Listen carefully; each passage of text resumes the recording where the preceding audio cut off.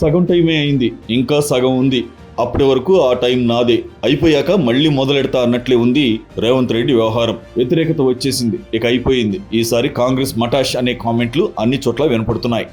కానీ రేవంత్ రెడ్డి మాత్రం ఇవేమీ కేర్ చేయడం లేదని అనిపిస్తోంది. తన ప్లాన్లో తాను, తన వ్యూహం తాను ఫాలో అయిపోతున్నాడు. అటు ప్రతిపక్షం పాత తప్పులు తవ్వి తీసి జనం ముందు పెట్టడం, పైగా వారిని అరెస్ట్ మాత్రం చేయకుండా జనం ముందు బదనాం చేయడం సక్సెస్ఫుల్ గా చేసుకుపోతున్నాడు.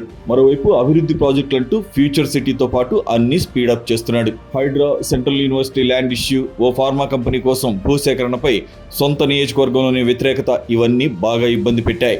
ఇప్పుడు హైడ్రా రూట్ మార్పించి ప్రజలకు సేవ కోసమే, చెరువులను బతికించడానికే, కబ్జాలను ఆపడానికే అని కలర్, ఫ్లేవర్ ఇచ్చేసి సగం పైగా వ్యతిరేకత తగ్గించేసుకున్నాడనే చెప్పాలి.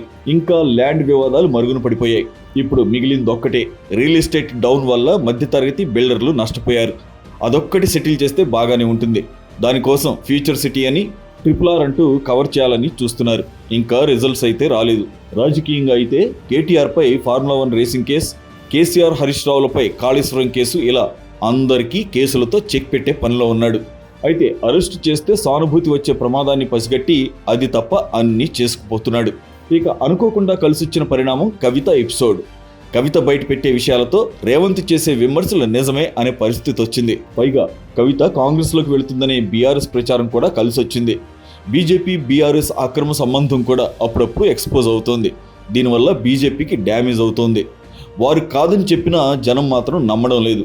ఎందుకంటే బీఆర్ఎస్ కష్టంలో ఉంది. అది బీజేపీ నెడకు చేరక తప్పదనే అంచనాలో జనం ఉన్నారు. అప్పుడు బీఆర్ఎస్ వ్యతిరేకులు కూడా బీజేపీకి దూరం అయ్యే అవకాశం ఉంది. ఈ పరిణామం కూడా రేవంత్ రెడ్డికి కలిసొస్తుంది.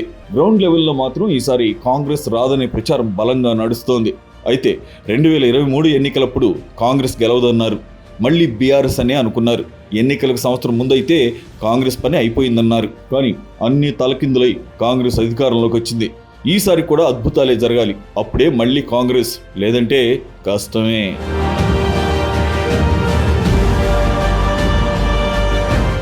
ఈ వీడియో మీకు నచ్చినట్లయితే లైక్ చేయండి, షేర్ చేయండి, ఛానల్ని సబ్స్క్రైబ్ చేసుకోండి.